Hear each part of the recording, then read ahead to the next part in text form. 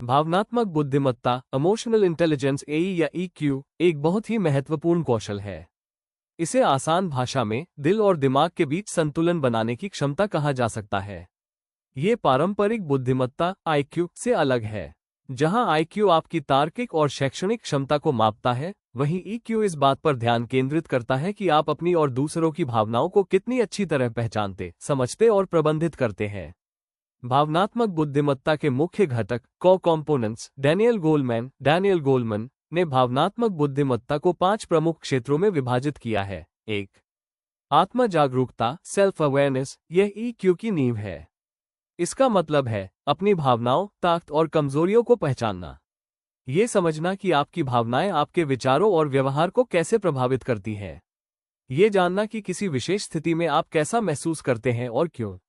2. आत्मनियमन self regulation self management, इसका मतलब है अपनी भावनाओं को नियंत्रित करना, न कि उन्हें दबाना। इसमें शामिल है आवेशपूर्ण प्रतिक्रियाओं इम्पल्सिव रिएक्शंस से बचना, तनाव या गुस्से में शांत रहना, परिस्थितियों के अनुसार अपनी भावनाओं को स्वस्थ तरीके से व्यक्त करना। 3. स्व अभिप्रेरणा मोटिवेशन, यह आपके लक्ष्यों को प्राप्त करने के लिए अपनी भावनाओं का उपयोग करने की क्षमता है। इसमें शामिल है आंतरिक प्रेरणा इंट्रिंसिक मोटिवेशन से काम करना, सिर्फ पैसे या प्रशंसा के लिए नहीं। चुनौतियों का सामना करने पर भी दृढ़ रहना, सकारात्मक दृष्टिकोण रखना। 4. समानुभूति एम्पैथी, ये दूसरों की भावनाओं को समझने और महसूस करने की क्षमता है। इसमें शामिल है लोगों के दृष्टिकोण को समझना, उनकी गैर मौखिक संकेतों नॉन वर्बल क्यूज को पहचानना, उनके प्रति संवेदनशील और विचारशील प्रतिक्रिया देना। 5. सामाजिक कौशल सोशल स्किल्स रिलेशनशिप मैनेजमेंट, इसका मतलब है दूसरों के साथ प्रभावी ढंग से बातचीत करना और संबंध बनाना। इसमें शामिल है स्पष्ट और प्रभावी ढंग से संवाद करना, संघर्षों को हल करना, एक टीम में अच्छे से काम करना और दूसरों को प्रेरित करना, एक मजबूत और स्वस्थ संबंध बनाना। भावनात्मक बुद्धिमत्ता क्यों महत्वपूर्ण है? उच्च ईक्यू हाई ईक्यू वाले लोग अक्सर जीवन के कई क्षेत्रों में अधिक सफल होते हैं। बेहतर संबंध, वे दूसरों की भावनाओं को समझते हैं, जिससे उनके व्यक्तिगत और व्यावसायिक रिश्ते मजबूत होते हैं। नेतृत्व, अच्छे लीडर अक्सर उच्च ईक्यू वाले होते हैं क्योंकि वे अपनी टीम को प्रेरित और प्रबंधित कर पाते हैं। मानसिक स्वास्थ्य, वे तनाव को बेहतर ढंग से संभालते हैं और नकारात्मक भावनाओं को अपने ऊपर हावी नहीं होने देते। बेहतर निर्णय, वे अपनी भावनाओं को नियंत्रित करके संतुलित और निष्पक्ष निर्णय ले पाते हैं। सबसे अच्छी बात यह है कि आईक्यू के विपरीत ईक्यू एक ऐसा कौशल है जिसे सीखा और विकसित किया जा सकता है।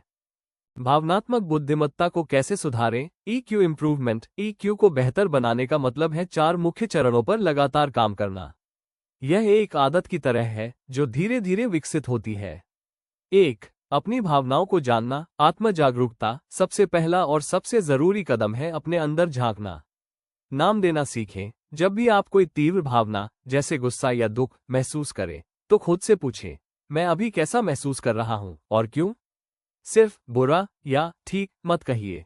विशिष्ट शब्द इस्तेमाल करें, जैसे मैं निराश हूं क्योंकि मैंने मेहनत की और परिणाम अच्छा नहीं आया। शरीर पर ध्यान दें, अपनी भावनाओं को अपने शरीर में महसूस करना सीखें।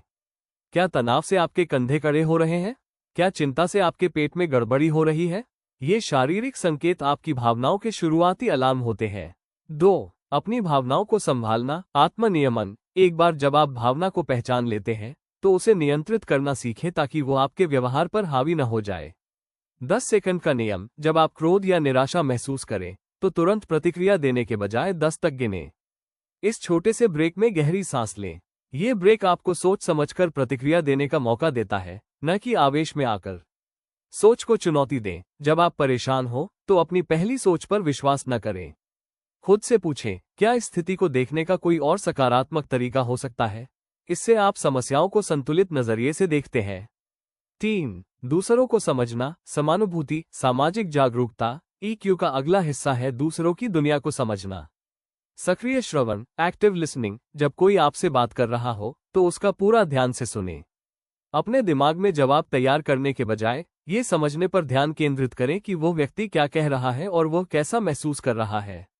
उनके स्थान पर खुद को रखना, किसी के व्यवहार या प्रतिक्रिया पर नाराज होने से पहले एक पल के लिए सोचें, अगर मैं उनकी जगह उनकी परिस्थितियों में होता तो मैं कैसा महसूस करता या क्या करता। यह अभ्यास आलोचना को सहानुभूति में बदल देता है। 4. संबंधों को मजबूत करना, सामाजिक कौशल। यह आपके EQ को व्यवहारिक रूप से लागू करने का तरीका है। मैं वाली भाषा का प्रयोग, जब आप किसी से असहमत हो या किसी के व्यवहार से परेशान हो, तो तुम हमेशा कहने के बजाय मुझे ऐसा महसूस होता है जब वाली भाषा का प्रयोग करें। उदाहरण, जब तुम देर से आते हो तो मैं चिंतित महसूस करता हूं। इससे बातचीत आरोप लगाने वाली नहीं, बल्कि भावनाओं को व्यक्त करने वाली बनती है। प्रशंसा और मान्यता। लोगों के अच्छे काम को पहचानें और उसकी प्रशंसा करें। ईमानदार सराहना से लोगों को जुड़ाव महसूस होता है और आपके संबंध मजबूत होते हैं। इन सभी चरणों का अभ्यास आपको न सिर्फ भावनात्मक रूप से मजबूत बनाएगा, बल्कि आपके आसपास के लोगों के साथ आपके रिश्ते भी बेहतर करेगा। क्या आप इन तरीकों को अपनी रोजमर्रा की जिंदगी में लागू करने के लिए कुछ सुझाव? आइए देखते हैं कि आप इन EQ सुधारने वाले तरीकों को अपनी रोजमर्रा की जिंदगी में वास्तविक रूप से कैसे लागू कर सकते हैं। यह कोई बड़ा काम नहीं है, बल्कि छोटी छोटी आदतों को बदलने से शुरू होता है। रोजमर्रा की जिंदगी में EQ सुधारने के 3 व्यवहारिक तरीके। 1. रोजाना 5 मिनट का भावना जांच, द 5-minute इमोशन चेक। आप दिन में 2 बार यह अभ्यास कर सकते हैं, जैसे सुबह काम शुरू करने से पहले और शाम को घर आने के बाद।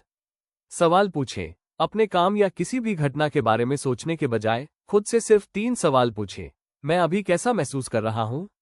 जैसे थका हुआ, उत्साहित, चिंतित। आज ऐसा क्या हुआ जिसकी वजह से मुझे यह महसूस हो रहा है? कारण पहचानें। क्या मेरी इस भावना ने मेरे व्यवहार को प्रभावित किया? जैसे चिंता के कारण क्या मैंने एक आसान काम को टाल दिया? लक्ष्य। यह अभ्यास आपकी आत्म जागरूकता, सेल्फ अवेयरनेस को बढ़ाता है। जब आप भावनाओं को पहचानना शुरू करते हैं तो उन्हें नियंत्रित करना आसान हो जाता है। 2. कान उधार देना, लेंडिंग एन ईयर। यह अभ्यास आपकी समानुभूति, एम्पैथी और सामाजिक कौशल, सोशल स्किल्स को बढ़ाता है। सक्रिय श्रवण का अभ्यास। जब कोई दोस्त, सहकर्मी या परिवार का सदस्य आपसे बात कर रहा हो, तो अपने फोन को दूर रख दें और आंखों में देखकर सुनें। बीच में न टोकें। जब तक वे पूरी बात खत्म न कर लें, तब तक अपनी राय या समाधान, सॉल्यूशन देने की जल्दी न करें। जांच करें। उनकी बात पूरी होने पर उनकी भावनाओं को पहचानते हुए जवाब दें। मुझे लगता है कि आप इस स्थिति से बहुत निराश हैं, या मैं समझ सकती हूँ कि यह आपके लिए कितना तनावपूर्ण रहा होगा। 3. ट्रिगर पर रुकना और सांस लेना। यह अभ्यास आपके आत्मनियमन, सेल्फ रेगुलेशन को मजबूत करता है। अपने ट्रिगर पहचानें। उन स्थितियों को पहचानें जो अक्सर आपको गुस्सा, चिंता या झुंझलाहट दिलाती हैं, जैसे ट्रैफिक जाम, किसी का बार बार देर से आना या आपकी आलोचना होना। ये आपके ट्रिगर है। एक स्टॉप साइन बनाएं। जब आप अगली बार अपने किसी ट्रिगर का सामना करें, तो अपने दिमाग में एक बड़ा सा स्टॉप का चिन्ह देखें। तुरंत प्रतिक्रिया देने के बजाय अपनी सीट पर स्थिर बैठें, खड़े हों। गहरी सांस। नाक से 4 सेकंड तक सांस अंदर लें, 4 सेकंड तक रोकें और 6 सेकंड तक मुंह से धीरे धीरे बाहर निकालें। 2-3 बार यह करने से आपका शरीर शांत होता है और आपको सोचने का समय मिलता है। इन छोटे छोटे बदलावों को लगातार अपनाकर आप धीरे धीरे अपनी EQ को बढ़ा सकते हैं। क्या आप इन अभ्यासों को कल से ही अपनी दिनचर्या में शामिल करने के लिए तैयार हैं? यहाँ तक वीडियो देख लिए तो सब्सक्राइब करके ही जाना। धन्यवाद।